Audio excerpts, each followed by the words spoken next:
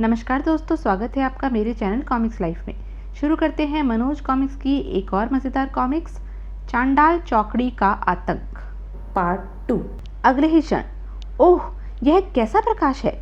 माँ सरस्वती के वरद हस्त से प्रस्फुटित ज्ञान की किरणें मुरारी के मस्तिष्क में प्रवेश कर गई।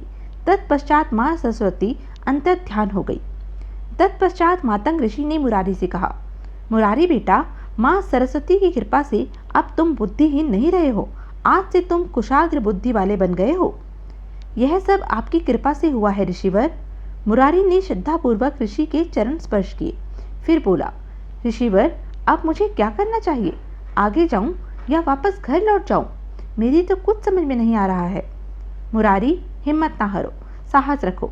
साहस और मेहनत से मनुष्य सब कुछ पा सकता है। वह कैसे ऋषिवर? तुम्हारी जिज्ञासा शांत करने के लिए मैं तुम्हें एक कहानी सुनाता हूँ। मुरारी, बहुत समय पहले की बात है। महावलपुर नाम के एक छोटे से गांव में विक्रम नाम का एक बहुत ही मेहनती, वीर और विनम्र स्वभाव का युवक रहता था। वह खेतों में मेहनत मजदूरी करके अपना और अपनी बूढ़ी माँ का पेट पालता था। एक दिन उसके घर एक मेहमान आया। वह 2-3 दिन विक्रम के घर रहा।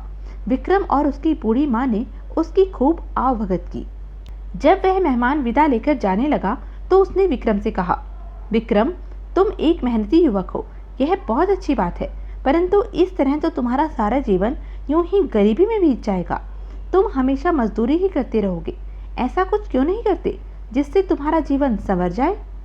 मैं ऐसा क्या कर सकता हूँ चाचा, जिससे मेरा जीवन संवर सकता है? विक्रम, यहाँ से 20 कोस दूर पर मृणाल पर्वत है। कहते हैं वहाँ पर खजाने बिखरे पड़े हैं। यदि तुम मृणाल पर्वत पर जाकर खजाना ले आओ तो तुम्हारा व तुम्हारी बूढ़ी माँ का जीवन संवर सकता है। पर मृणाल पर्वत पर जाकर खजाना ढूंढना और लाना आसान काम नहीं है।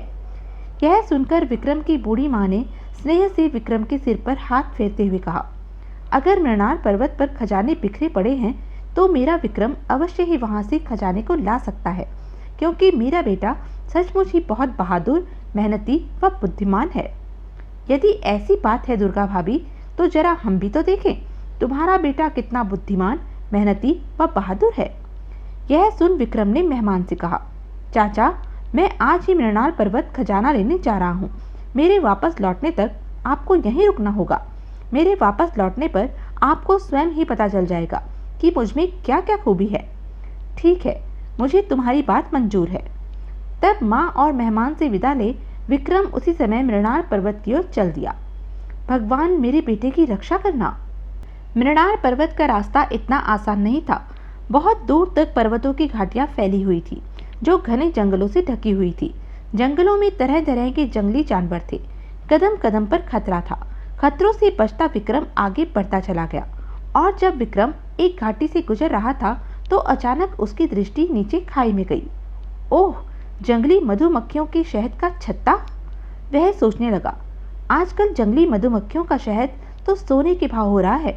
यदि मैं इन छत्तों से शहद निकाल लूं तो बहुत धन कमा सकता हूं। यह सोचकर वह नीचे खाई में उतरने लगा। खाई में उतरना इतना आसान न था। रास्ता बहुत पथरीला और खतरनाक था। जगह जगह कंटीले पेड़ भी थे, परंतु विक्रम उन खतरों की परवाह न करते हुए साहस से खाई में उतरता चला गया। उसके शरीर में कई जगह कांटे चुभे और घाव उभर आए। वह कई बार फिसलता फिसलता बचा, परंतु अंत में मधुमक्खियों की छत्तों तक पहुंच ही गया। फिर 2 पत्थरों को घिसकर उसने आग उत्पन्न की। उस आग से टहनी पर चादर के टुकड़े को लपेटकर उसे जलाया। आग और धुएं से घबराकर मधुमक्खियां भाग गई। 1-2 ने विक्रम को काटा भी, परंतु उसने परवाह नहीं की। उसने छत्ते से सारा शहद एक डिब्बे में निकाल लिया और खाई से निकलकर ऊपर आ गया। वह और आगे बढ़ा और उसे एक खाई और दिखाई दी। अरे, इस खाई में तो चंदन का एक पेड़ है। चंदन तो सोने के भाव बिकता है। क्यों ना इस पेड़ से थोड़ा सा चंदन तोड़ लिया जाए।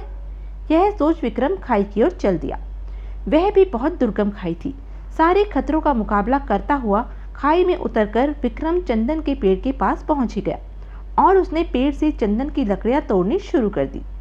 जब चंदन की बहुत सी लकड़ियां उसने जमा कर ली तो वह उन लकड़ियों का गट्ठर बांधकर उसे सिर पर रख खाई से ऊपर आने लगा। अब वह खुश था। उसके पास बहुमूल्य शहद और चंदन की लकड़ियां थी। अभी तो खजाना मिलना बाकी है।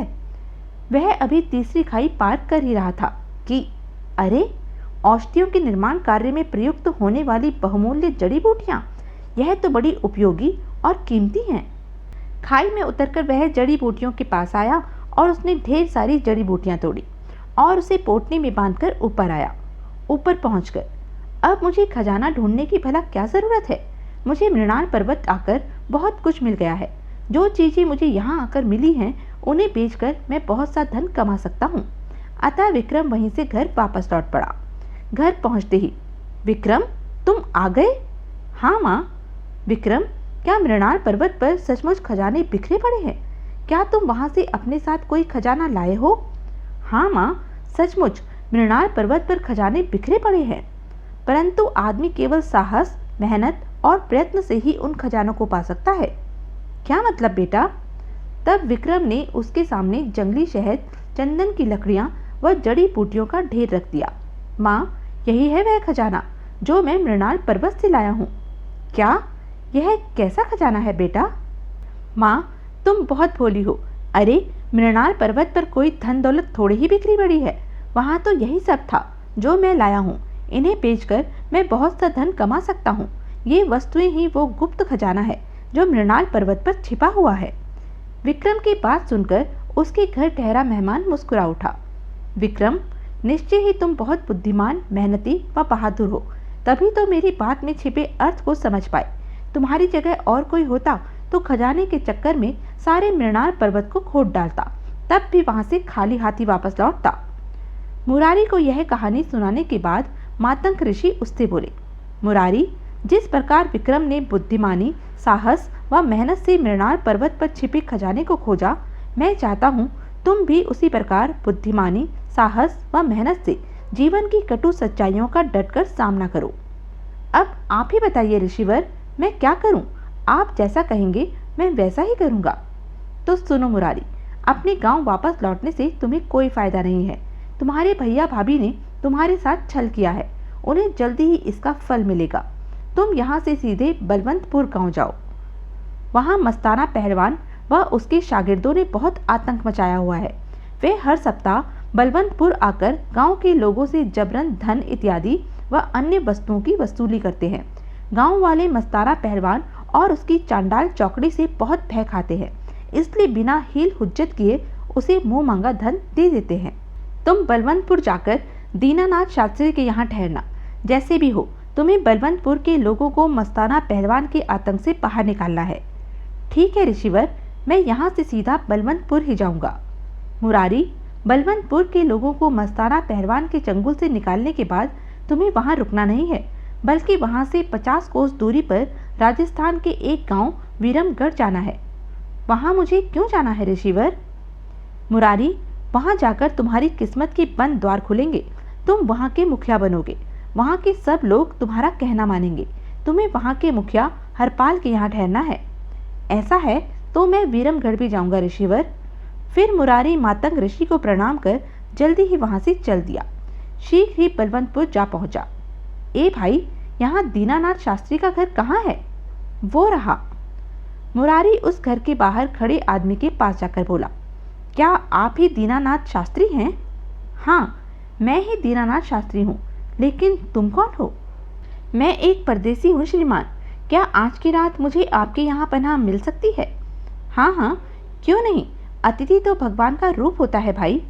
दीनानाथ आदर सहित उसे घर में ले गया। अंदर ले जाकर दीनानाथ ने मुरारी को भोजन कराया। तत्पश्चात, दीनानाथ जी, क्या बात है? मैं जब से यहाँ आया हूँ घर के हर सदस्य को कुछ उदास उदास सा देख रहा हूँ। इसका क्या कारण है? बेटा, कल मस्ताना पहलवान और उसकी चांडाल चौकड़ी का गांव में आने का दिन है।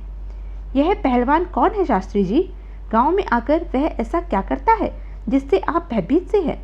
बेटा, मस्ताना पहलवान और उसके चमचों ने गांव के प्रत्येक घर से दूध, मलाई, घी, आटा, सब्जी इत्यादि बांध रखी है। उनकी मनमानी से गांव के सभी लोग परेशान हैं। जो भी पहलवान को चीजें देने से मना करता है, पहलवान उसे पीटता है, जिससे डरकर कोई भी उसका विरोध नहीं करता है। तो आप इसलिए उदास से हैं शास्त्री जी? हाँ बेटा, कल जब वह आएगा तो न जाने मुझसे क्या मांग बैठे।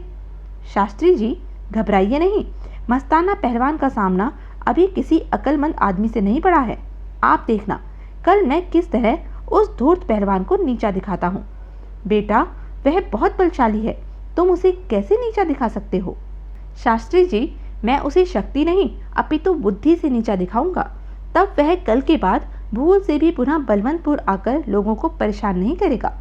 बेटा, यदि ऐसा हो जाए तो बहुत अच्छा हो, लेकिन पहलवान को नीचा दिखाने के लिए आखिर तुम क्या करोगे, जरा मैं भी तो जानूं। तब मुरारी ने आंख मूंद कर देवी सरस्वती का स्मरण किया। माँ सरस्वती, मेरी रक्षा कर, मुझे कोई ऐसा उपाय सुझा जिससे मैं कल मस्ताना पहलवान को नीचा दिखा सकूं। यह प्रार्थना करके उसने आंखें खोली तो उसकी दृष्टि आंगन में लगे बबूल के छोटे से पेड़ पर जा पड़ी। बन गया काम। तत्काल ही दीनानाथ शास्त्री से बोला, शास्त्री जी, क्या एक आरी और हथौड़ा मिल सकता है? हाँ हाँ, लेकिन तुम आरी और हथौड़े का क्या करोगे? शास्त्री जी, आरी से मैं इस बबूल के पेड़ को काटूंगा और हथौड़े से बाकी बचे पेड़ को काट काट कर एक खूंटा बनाऊंगा। तो तुम बबूल का पेड़ काटोगे, लेकिन क्यों? शास्त्री जी, कटा हुआ बबूल का पेड़ ही कल मस्ताना पहलवान को नीचा दिखाएगा। उसे नीचा दिखाने के लिए आपको बबूल के पेड़ की बलि तो देनी ही पड़ेगी। बेटा, मस्ताना पहलवान को नीचा दिखाने के लिए मैं बबूल का पेड़ तो क्या, कुछ भी कुर्बानी देने को तैयार हूँ। तो जल्दी से आरी और हथौड़ा ले आइए, मैं अभी लाया, कहकर शास्त्री जी घर के अंदर चले गए। कुछ देर बाद ही मुरारी आरी से बबूल के पेड़ को काट रहा था। जब पेड़ कट गया तो बाकी बचे पेड़ को वह हथौड़े से तराशने लगा। बाकी बचे पेड़ को उसने तराश कर एक खूंटे की शक्ल दे दी। तत्पश्चात आराम से सो गया। सुबह होने पर, बेटा, दिन निकल आया है, मस्ताना पहलवान अब किसी भी समय अपनी चांडाल चौकड़ी के साथ गांव में आ सकता है। तो घबराने की क्या बात है शास्त्री जी? उस खूंटे के चारों ओर गोबर से लीप कर खूंटे से गाय को बांध दो। यह खूंटा ही आज पहलवान को सबके सामने नीचा दिखाएगा। मेरी तो कुछ समझ में नहीं आ रहा कि यह खूंटा हट्टे कट्टे पहलवान को किस तरह नीचा दिखाएगा। हैरत में डूबे शास्त्री जी ने अपनी पत्नी से खूंटे को चारों ओर से लिपवाया। तत्पश्चात, लो बेटा, गाय भी खूंटे से बांध दी, अब क्या करूं? बस अब आराम से बैठकर मस्ताना पहलवान के यहाँ आने की प्रतीक्षा करो। कुछ देर बाद ही मस्ताना पहलवान अपनी चांडाल चौकड़ी के साथ गांव में आ धमका। भयभीत गांव वाले उन्हें कुछ न कुछ दे रहे थे। उगाही करता मस्ताना पहलवान दीनानाथ शास्त्री के दरवाजे पर आ धमका। शास्त्री जी, क्या यही है मस्ताना पहलवान? हाँ बेटा, यही है वह मरदूद। शास्त्री जी, ध्यान रहे, इससे वही कहना है जो कुछ देर पहले मैंने आपको समझाया है। अच्छा बेटा। तभी आंगन में आकर मस्ताना पहलवान गरज कर शास्त्री से बोला, शास्त्री जी, आज तुम हमें क्या दे रहे हो? शास्त्री जी अकड़ कर बोले, कोई धौंस है तुम्हारी? जाओ, मैं तुम्हें कुछ नहीं दूंगा। क्या कहा? कुछ नहीं दूंगा? तो यह थी अब तक की कहानी। आगे की कहानी जानने के लिए बने रहें मेरे साथ। और हाँ, मेरे चैनल को लाइक, शेयर और सब्सक्राइब करना ना भूलें। धन्यवाद।